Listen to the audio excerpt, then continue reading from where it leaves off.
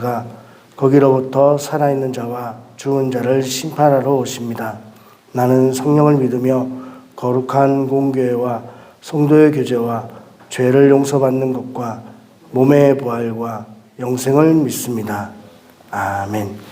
찬송가 93장 찬양 드리겠습니다.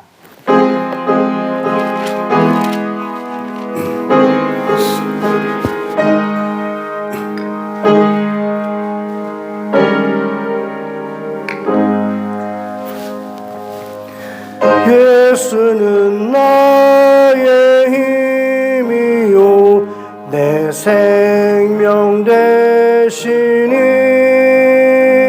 구주 예수 떠나 살며 죄 중에 빠지리 눈물이 앞을 가리고 내 맘에 근심 쌓일 때 위로하고 힘주시리 주 예수. 예수는 나의 힘이요 내 친구 되시니 그네를 간구하며 풍성히 받으리 햇빛과 비를 주시니 추수할 곡식 많도다 귀한 열매 주시느니 주 예수. 예수는 나의 힘이요 내 기쁨 되시니 그 명령을 준행하여 늘 충성하겠네. 주야로 보호하시며 바른 길 가게 하시니 의지하고 따라가리 주 예수. 예수는 나의 힘이요 내 소망 되시니 이 세상을 떠나갈 때 곧 영생 얻으리 한없는 복을 주시고 영원한 기쁨 주시니 나의 생명 나의 기쁨 주 예수. 아멘. 은혜 받으실 하나님 말씀은 누가복음 11장 27절에서 36절까지 말씀입니다. 하나님 말씀은 누가복음 11장 27절에서 36절까지 말씀입니다. 우리 다 함께 합독하도록 하겠습니다. 이 말씀을 하실 때 무리 중에서 한 여자가 음성을 높여 이르되 당신을 뵌 태와 당신을 먹인 젖이 복이 있나이다 하니 예수께서 이르시되 오히려 하나님의 말씀을 듣고 지키는 자가 복이 있느니라 하시니라. 무리가 모였을 때 예수께서 말씀하시되 이 세대는 악한 세대라 표적을 구하되 요나의 표적밖에는 보일 표적이 없나니 요나가 니느웨 사람에게 표적이 됨과 같이 인자도 이 세대에 그러하리라. 심판 때 남방 여왕이 일어나 이 세대 사람을 정죄하리니 이는 그가 솔로몬의 지혜로운 말을 들으려고 땅 끝에서 왔음이거니와 솔로몬보다 더 큰 이가 여기 있으며 심판 때에 니느웨 사람들이 일어나 이 세대 사람을 정죄하리니 이는 그들이 요나의 전도를 듣고 회개하였음이거니와 요나보다 더 큰 이가 여기 있느니라. 누구든지 등불을 켜서 속에나 말 아래에 두지 아니하고 등경 위에 두나니 이는 들어가는 자로 그 빛을 보게 하려 함이라. 내 몸의 등불은 눈이라. 내 눈이 성하면 온몸이 밝을 것이요 만일 나쁘면 내 몸도 어두우리라. 그러므로 내 속에 있는 빛이 어둡지 아니한가 보라. 내 온몸이 밝아 조금도 어두운 데가 없으면 등불의 빛이 너를 비출 때와 같이 온전히 밝으리라 하시니라. 아멘. 오늘은 본문 말씀을 가지고 세 가지에 관해서 짧게지만 함께 교훈을 나누고자 합니다. 27절에서 28절까지 예수님께서는 이제 한 여인의 외침을 통해서 어떤 사람이 진정한 복이 있느냐라고 말씀하시면서 하나님의 말씀을 듣고 지키는 자가 복이 있다라고 말씀합니다. 오히려 복이 있다라는 말은 예수님을 뵌 태와 먹인 저지 복이 없다라는 말은 아닙니다. 그것도 복이 참 있지만 그 예수님을 육신으로 잉태한 그 여인도 복이 있고 함께 가족된 그 사람들도 복이 있지만 그럼에도 불구하고 더 큰 복은 어떤 복이냐? 더 나은 복은 더 이렇게 칭찬받을 만한 복은 어떤 복이냐? 하나님의 말씀을 듣고 순종하는 사람이 참 복이다라고 말씀해서 다른 복음서에서는 누가 내 형제고 누가 내 자매냐? 누가 내 어머니냐?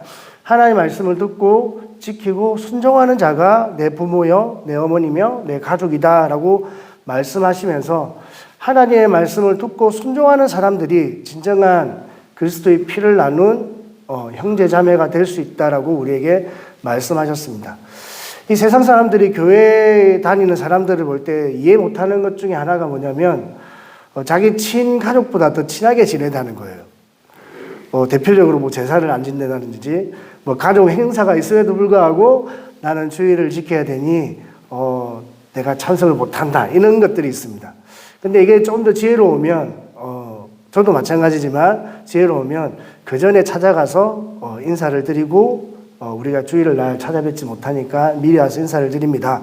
이런 이제 지혜로움이 필요하긴 하겠죠. 그럼에도 불구하고 어쨌든 어떤 가족이나 형제나 이런 것들이 있지만 그럼에도 불구하고 이 신앙 안에서 신앙을 우선시하고 하나님의 말씀을 따라 순종한다라는 점에 있어서는 어떻게 보면 실제 어떤 피보다 더 진한 관계를 맺으며 살아가는 것이 이 그리스도인이라는 신앙 공동체입니다. 그래서 예수 그리스도의 피를 받은 저와 여러분들이 형제요 자매요라고 부르는 이유는 그 안에서 서로 사랑하고 또 보듬어주고 형제의 아픔과 슬픔과 기쁨을 나눌 수 있는 그런 공동체가 되기를 예수님께서 소망하셨습니다. 사도 바울은 신약에 있어서 우리가 그리스도의 머리를 통해서 이루어진 각 지체다라고 말씀하셨습니다. 이 지체라는 것은 다양성을 인정하는 것입니다. 어떤 사람은 이런 것에 재능이 있고 어떤 사람은 이런 것에 재능이 있습니다.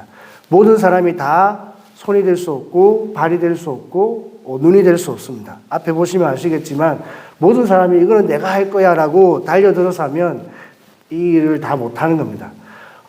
나는 조금 그러니까 나는 물건만 갖다 놓을게. 나는 헌물할게. 나는 헌금할게. 그러면 또 이제 또 나머지 은사와 재능이 있는 분들이 이렇게 하시는 겁니다. 어제 저는 깜짝 놀랐는데 이 한 꽃은 우리 남자 집사님이 꽂으셨습니다. 놀랍지 않습니까? 예, 보면서 사람들이 다 금손이라고 부르더라고요. 근데 뭐 잘 꼽았든 못 꼽았든 그게 중요한 것이 아니라 그래도 성전을 위해 또 하나님의 나라 집을 위해 내가 뭔가를 해야 되겠다라고 생각하는 것, 헌신하겠다라고 하는 그 결단과 또 시간을 내어서 섬기는 그 실제의 섬김이 아주 귀한 섬김이라고 생각합니다. 그래서 예수님께서는 우리 속담에도 그런 말이 있잖아요. 구슬이 뭐 소말이라도 깨워야 보배라고. 우리가 듣고 있는 알고 있는 말씀을 순종하지 않으면 아무 소용이 없습니다. 야고보에서는 그 믿음, 그러니까 예수님이 나의 구주라는 걸 안다. 근데 예수님이 구주라는 사실은 누구도 안다고요? 귀신도 안다. 그러니까 알고만 있는 믿음은 귀신의 믿음이에요. 예수님이 나의 구주라는 거 알아요. 근데 그 구주라는 그 믿음에 따르는 반응이 나오지 않으면 귀신의 믿음이라는 겁니다. 예수님이 나의 구주라면 그 예수님이 나의 구주라는 믿음에 맞는 순종이 나와야 됩니다. 예수님이 나의 주인이시니 내가 예수님의 말씀에 따르겠습니다. 예수님이 말씀하시는 것을 내가 순종하겠습니다라는 믿음의 반응. 이게 어떤 행위나 우리 어려움이 아니라 예수님을 나의 구주로 믿기 때문에 그 믿음에 따른 당연한 반응이 있습니다. 아버지가 부모님이 이분이 나의 부모님이기 때문에 나오는 당연한 반응이 있잖아요. 그런 것처럼 이 말씀에 순종한다라는 것은 죽은 믿음이 아니라 살아있는 믿음. 구술이 아무리 많아도 말씀을 아무리 많이 알고 있어도 순종하지 않으면 아무 소용이 없다라는 것을 우리의 말씀을 통해서 또 깨달을 수 있습니다. 29절부터 이 32절까지는 요나에 대한 이야기를 하시면서 요나의 표적, 그러니까 이 악하고 음란한 세대, 여기서는 음란하냐는 말이 빠졌지만 마태복음에서는 악하고 음란한 세대가 표적을 구한다. 그래 내가 요나의 표적밖에 볼 것이 없다라고 말씀하셨습니다. 요나의 표적은 두 가지를 의미합니다. 한 가지는 이 사흘 만에 부활하신 예수님을 이제 의미하기도 하고, 또 오늘 본문에서는 이 심판에 관한 표적입니다. 이 악한 사람들이 이 세대가 나에게 표적을 구하는데 내가 너에게 보여줄 표적은 심판이다라는 것을 의미합니다. 이 남방 여인, 저도 어릴 때 교회를 다니지 않을 때 그 크리스마스 되면 이렇게 예수님에 관한 영화를 많이 했습니다. 그 가운데 이 솔로몬과 스바 여인, 여인이 아니고 시바 여왕, 죄송합니다. 솔로몬과 시바, 발음이 중요하네요. 그 여왕이 그 솔로몬의 지혜를 듣기 위해서 남방에서 올랐는데 그 남방이 다른 말에 땅끝이라고 되어 있습니다. 땅끝인데 거리가 어느 정도 되느냐? 2000km.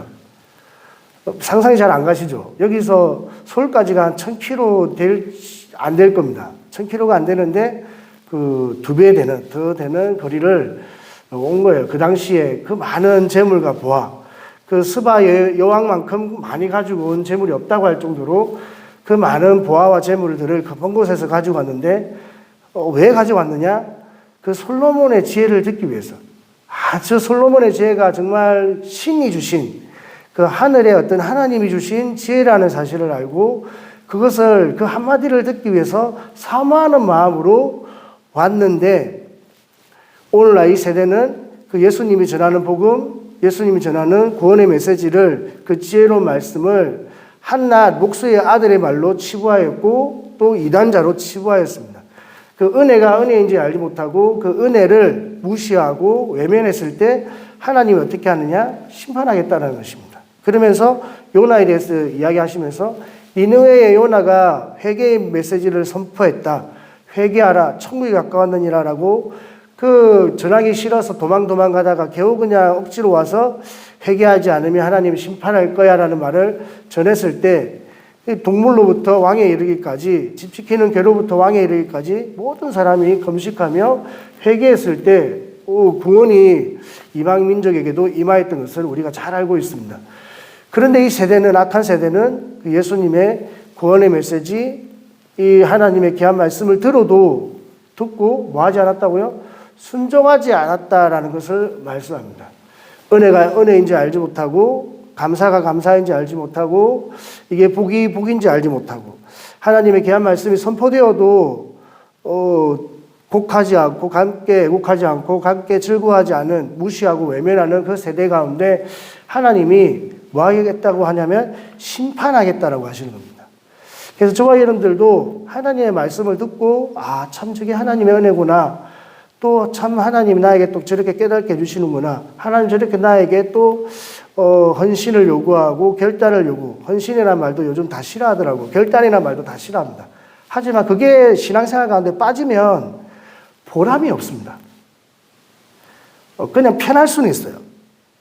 편하게 그냥 왔다 갔다는 편하게는 할 수 있지만, 내가 뭔가를 이렇게 투자하지 않으면, 뭔가 내가 결단하지 않으면, 내가 뭔가 이렇게 헌신하지 않으면 보람이 없습니다.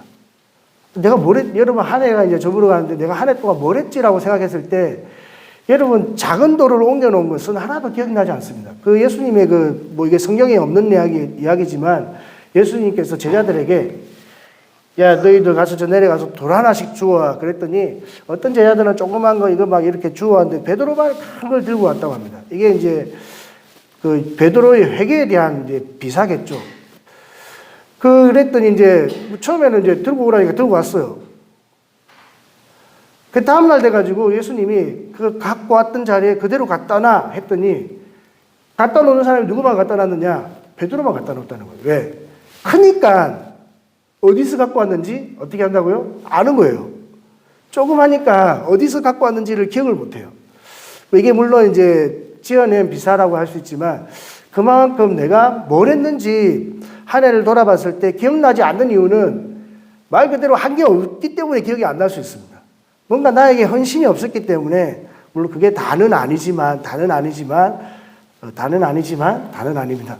그럼에도 불구하고 신앙생활에 너 뭐하다 왔니?라고 예수님이 물으신다 그러잖아요. 하나님 물으신다 그러잖아요. 뭐하다 왔니? 그 유명한 간증을 저도 들은 적이 있습니다.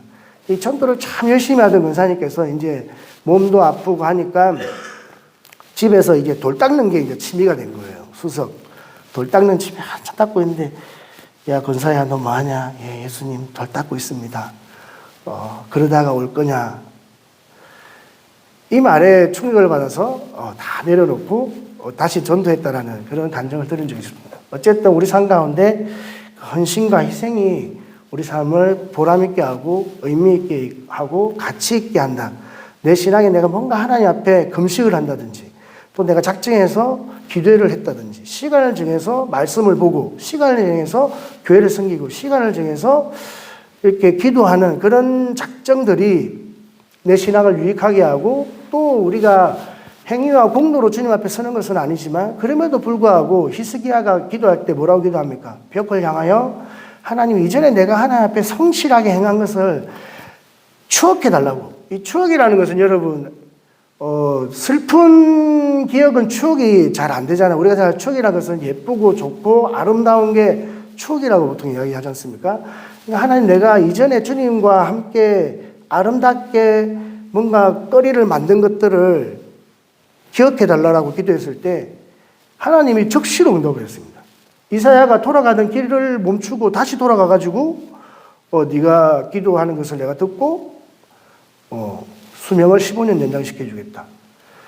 그게 우리의 신앙 가운데, 이게 우리가 주님 앞에 서는 공로나 행위가 주님 앞에 서는 어떤 무기는 될 수 없지만, 그러나 우리 신앙을 유익하게 하는, 여러분 신앙을 조금 더 재미있게 할 수 있는 아주 좋은 동기가 될 수 있다는 사실을 또 말씀을 통해서 깨달을 수 있습니다. 세 번째로 이제 등불에 관한 이야기인데, 등불은 마태복음 15장 13절 16절 빛과 소금에 대한 이야기를 통해서 우리가 잘 알고 있습니다. 이 소금은 고르게 하는 말, 이 빛은 착한 행실이라고 그렇게 되어 있습니다. 그러면서 오늘 본문에서는 이 등불, 빛에 대해서 우리 눈이 등불이다라고 이야기합니다. 그리고 그 등불이 밝으면 온전해질 수 있다라고 이야기합니다. 그러니까 여러분의 삶이 밝고 온전해질 수 있는 그 방법이라고 할까? 우리의 삶이 좀 더 밝고 온전하고 이렇게 바른 길을 갈 수 있는 능력이 어디에서 있느냐? 내가 바라보는 눈이 바르냐 틀리냐에 따라 달라지는 것입니다. 내가 세상을 바라보는 눈, 교회를 바라보는 눈, 아내를 바라보는 눈, 남편을 바라보는 눈, 자녀를 바라보는 눈. 이제 감이 오시죠? 무슨 눈이 믿음의 눈을 바라봐야 된다는 겁니다. 그리고 긍정적인 눈을 바라봐야 되고, 또 사모하고 의지하는 눈으로 하나님을 바라보는 그런 눈. 그런 눈이 우리 삶을 좀 더가 아니라 우리 삶을 온전하게 한다. 성경 그대로 표현을 한다면 온전히 밝으리라. 36절에 내 온몸이 밝아 조금도 어두운 데가 없으면, 우리 눈이 바라보는 그 등불이 삐뚤어지지 아니하고 무너지지 않고 망가지지 아니하고 색깔이 끼지 않고 온전히 볼 수 있으면 너를 비출 때와 같이 온전히 밝으리라. 네 삶이 온전히 밝을 것이다 라고 우리에게 말씀합니다. 그러면서 이제 마태복음 6장에서는 이 빛에 대해서 이 눈에 대해서 좀 더 구체적으로 뭐라고 말씀하냐면, 이 눈이 똑같이 등불인데 무엇을 바라보는 눈이냐를 좀 더 구체적으로 설명하셨습니다. 이 말씀만 전하고 마치도록 하겠습니다. 마태복음 6장 19절 이하에 보면, 너희를 위하여 보물을 땅에 쌓아두지 말라. 거기는 종과 동록이 하며 도둑이 구멍을 뚫고 도둑질하느니라. 오직 너희를 위하여 보물을 하늘에 쌓아두라. 거기는 좀이나 등록이 하지 못하며 도둑이 구멍을 뚫지도 못하고 도둑질도 못하느니라. 내 보물이 있는 곳에 내 마음도 있느니라. 알고 있는 말씀이죠. 그러면서 눈은 몸의 등불이니 그러므로 내 눈이 성하면 온몸이 밝을 것이요 눈이 나쁘면 온몸이 어두울 것이니 그러므로 내게 있는 빛이 어두우면 그 어둠이 얼마나 더하겠느냐. 24절에 이게 따로 떨어지는 말씀이 아니라 19절부터 20절까지 이야기하시고, 또 21절부터 22절까지 23절까지 눈에 대한 이야기를 하셨어요. 그리고 24절에 뭐라고 말씀하시냐면, 한 사람이 두 주인을 섬기지 못할 것이니 혹 이를 미워하고 저를 사랑하거니와 혹 이를 중히 여기고 저를 경히 여김이라. 너희가 하나님과 재물을 겸하여 섬기지 못하느니라. 이 눈을 좀 더 구체적으로 어떤 눈이라고 표현하셨냐면 재물을 바라보는 눈으로 표현하셨습니다. 너희가 재물을 어떤 눈으로 어떤 믿음으로 바라보느냐, 그것을 제대로 바라볼 때 너희 삶이 밝을 것이다 라고 말씀하셨습니다. 오늘 이제 우리 추수감사절기입니다. 이 절기는 이제 구약의 우리가 생각하는 구약의 어떤 유산이라고 생각할 수 있는데, 이 구약의 절기 유산은 없어진 것이 아니라 그대로 이어지고, 이 절기를 지키는 것은 신앙생활에 굉장히 유익하고 또 의미 있고 가치가 있는 것입니다. 우리가 알고 있는 3대 절기, 새벽에 이런 거 막 물어보고 안 된다 하더라고요. 우리가 알고 있는 유월절, 그 다음에 우리가 알고 있는 맥추절, 수장절, 이제 추수감사절은 수장절입니다. 이 수장절은 말 그 뜻에도 나오듯이 저장을 하는 겁니다. 이제 알곡은 곡식에 곡간에 들이고 이제 쭉정이는 밖에 버리는, 이게 모으는, 이 알곡을 모으는 이제 그 절기가 수장절입니다. 이제 우리 과일이 이렇게 있는데, 과일 좋은 거는 이제 들이고 나쁜 거는 선물하든지 버리든지 그러잖아요. 그런 것처럼 수장절은 그런 의미를 가지고 있습니다. 근데 이게 이제 구약의 절기가 우리 신약에 와서도 우리가 지키고 있는 뭐 부활절과 연관이 되어 있고, 오순절과 연관이 되어 있고, 또 우리 추수감사절, 이런 절기들과 연관이 다 되어 있습니다. 근데 이 절기라는 의미가, 이 단어가 가지고 있는 뜻이 뭐냐면, 이제 두 가지 단어를 썼습니다. 학을하는 단어를 쓰고 모헤드라는 단어를 썼는데, 학을하는 단어는 축제예요. 이 부활절기나 되고 우리 막 이렇게 성탄절기 되고 하면 축제 이렇게 하잖아요. 이게 좋은 겁니다. 성경적인 거예요. 그렇게 축제를 나누고 이렇게 먹을 것을 가지고 나누는 것이 정말 성경적인 행위라고 할 수 있습니다. 우리 뭐 그렇게 할 필요 있느냐? 필요 있는 겁니다. 성경에 그렇게 하라고, 축제를 하라고 되어 있습니다. 이 학을하는 단어는 그런 의미를 가지고 있어요. 근데 절기 가운데 또 모헤드라는 단어가 있습니다. 이 모헤드라는 단어가 무슨 뜻이냐? 사실 이게 절기를 왜 지키는가에 대한 이제 중요한 뜻이 담겨 있습니다. 이 모헤드라는 단어는 이정표라는 단어가 있습니다. 이정표. 이 이정표라는 게 여러분 무슨 뜻인지 아시죠? 이 가는 방향을 표시해 놓은 겁니다. 요즘이야 내비게이션이 워낙 잘 되어 있으니까 틀어가지고 찍으면 그냥 알아서 왼쪽으로 좌회전하십시오, 우회전하십시오, 다른 방향으로 빠지지 않게 조심하십시오, 다 알려줘요. 근데 뭐 20년 전만 해도 우리 아버님, 뭐 또 선배님들 운전할 때 이게 내비게이션이 없어가지고 다 물어 갔습니다. 그리고 묻지 않으면 그 이정표만 보고, 아, 수원 방향이네, 서울 방향이네, 그러고 이제 가는 거예요. 머리에 이제 나침판을 두고 북쪽으로 가는지 동쪽으로 가는지 서쪽으로 가는지 두고 가는 겁니다. 이정표가 왜 중요하느냐? 목적지에 정확하게 도달하기까지 이정표가 없으면 갈 수가 없는 거예요. 사막 한가운데 나침판이 없으면 갈 수가 없는 겁니다. 이 신앙의 이정표가 뭐가 되느냐? 절기가 너희 신앙의 이정표가 된다는 거예요. 이 유월절을 지키면서 무엇에 대해서 감사하느냐? 우리를 구원해 주신 하나님께 감사하는 겁니다. 여러분, 유월절의 의미가 무엇입니까? 출애굽, 유월절, 우리를 그 보혈의 피로 덮고 바르고 우리를 구원하셨잖아요. 값없이, 우리의 어떤 공로도 없이 그냥 피가 바르기만 하면 그 집 안에 있는 사람이 믿음이 있든 없든, 죄수든 아니든, 이방인이든 뭐 유대인이든 헬라인이든 누구든 문술주의 피만 바르면 구원을 받는 거예요. 저와 이런들이 구원받은 은혜는 그런 거예요. 내가 뭐 지식이 있든 없든, 내가 죄를 지었든 안 짓든, 내가 뭐 물질이 있든 없든, 몸이 아프든 안 아프든 이런 거 상관없이 그냥 믿기만 하면, 그 보혈만 바르기만 하면, 피만 바르기만 하면 어떻게 된다? 구원을 받아요. 그래서 유월절을 통해서 우리는 하나님 감사합니다. 하나님 나를 구원해 주셔서 감사합니다. 이게 신앙의 이정표예요. 우리 삶 가운데 그래도 최소한 유월절 되면 하나님 나를 구원해 주셔서 감사합니다, 이런 이제 고백이 있어야 되는 거예요. 아멘. 그럼 맥추절은 무슨 뜻이냐? 이제 첫 수확을 이렇게 따는 겁니다. 첫 수확. 이 첫 수확을 땄다라는 의미는 많은 의미가 있지만, 어쨌든 한 해 동안 하나님 우리의 삶을, 우리의 생업 현장을 지켜주셔서 감사합니다. 그러니까 1년 농사를 이제 어떻게 보면 이제 하나 앞에 드리는 거예요. 그러면서 첫 만물은 귀한 것 드리면서 하나님 감사합니다. 우리 가정을, 우리 사업장을, 우리의 생업 현장을 지켜주셔서 감사합니다. 감사에 대한 에베네셀의 하나님, 그 지금까지 여기까지 인도하신 그 하나님에 대한 감사, 그죠? 그리고 이제 이제 수장절은 이제 천국에 대한 소망이에요. 천국에 대한 소망. 이 땅에서 하나님 감사한 걸 가지고 이제 어디로 가야 되느냐? 내가 알고게 되어서 하나님 귀한 열매들이 참 이렇게 주님 앞에 드려지는 것처럼 나의 영혼, 나의 삶, 나의 믿음과 나의 신앙도 알고게 되어서 하나님의 나라에 그 알고게 들어가게 해달라는 그런 소망과 그런 믿음을 가지는 절기가 언제냐? 이 추수감사절, 수장절입니다. 이게 우리 신앙의 이정표예요. 구원에 대한 감사, 우리 삶에 대한 감사, 그리고 천국을 소망하는 그런 삶을 살아가는 이것이 계속 이어지는 겁니다.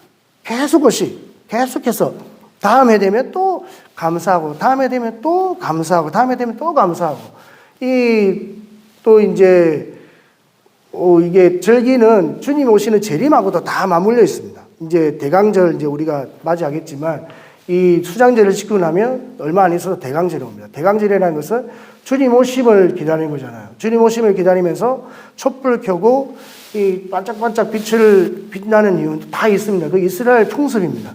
그렇게 하면서 예수님이 오셨나 안 오셨나 그것을 보는 것이고, 또 예수님이 오시는 것을 사모하는 마라나타 신앙을 살아가는 그런 믿음을 갖게 하는 것이 절기 가운데 있습니다. 그래서 절기를 지키는 것은 우리 신앙에 되게 유익하고 의미 있고 보람 있는 것입니다. 내가 평생에 매일매일 내가 구원에 대해서 감사할 수는 없지만, 그러나 절기 때가 되면 최소한 그날만큼은 감사해라. 좀 1년에 3번 이때만큼은 남자들은 나에게 나오라. 다 흩어져서 예배를 드렸잖아요. 그런데 그 3번만큼은 중앙성소 주님 앞에 나와서 예배를 드려라. 왜 그렇게 했겠냐 이 말입니다.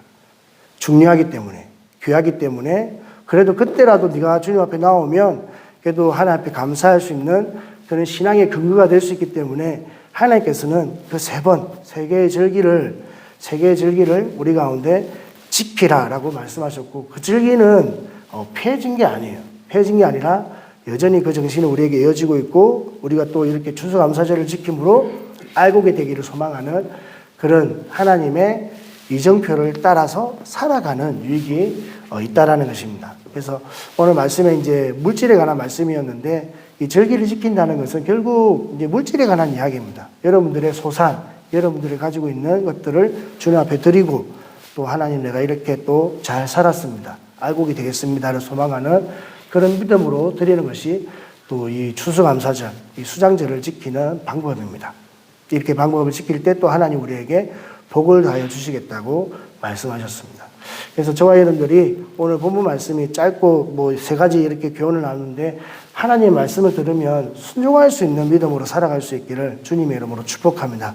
그리고 우리에게 주어지는 하나님의 은혜를 귀한 것으로 여기고, 또 나에게 주어지는 말씀에 대해서 그냥 듣고 지나치는 말씀이 아니라 순종하고 실천하고, 또 내가 지금은 좀 할 수 없는 말씀이면 좀 한쪽으로 좀 놔두고 이렇게 무시하고 외면하는 것이 아니라 한쪽에 놔두고 좀 힘도 생기고 능력이 생기고 믿음이 생기면 살 끄집어내가지고 내가 이거 한번 해볼까? 이런 믿음을 가질 때 또 하나님이 기뻐할 수 있습니다. 그리고 여러분들이 세상을 바라보는 눈, 교회를 바라보는 눈, 특별히 이 물질을 바라보는 눈, 이 눈이 밝으면, 이 눈이 올바르면 우리의 신앙과 우리의 믿음이 온전할 수 있고 올바르게 갈 수 있다라고 말씀하셨습니다. 그런 믿음으로 살아가는 저와 여러분들이 다 될 수 있기를 예수님의 이름으로 축복합니다.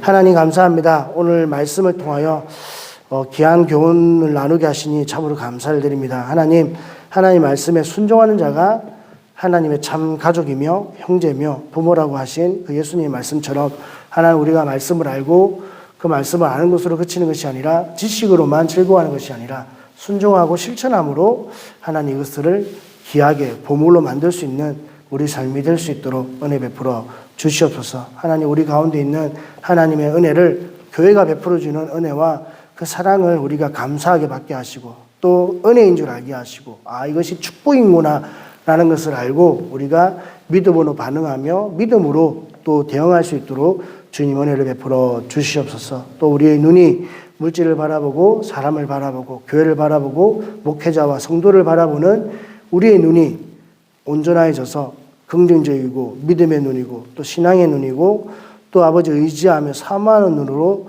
잘 이렇게 세워지게 하여 주셔서 하나님 우리의 삶이 더욱 온전해질 수 있도록 은혜 베풀어 주시옵소서. 하나님 추수 감사드립니다.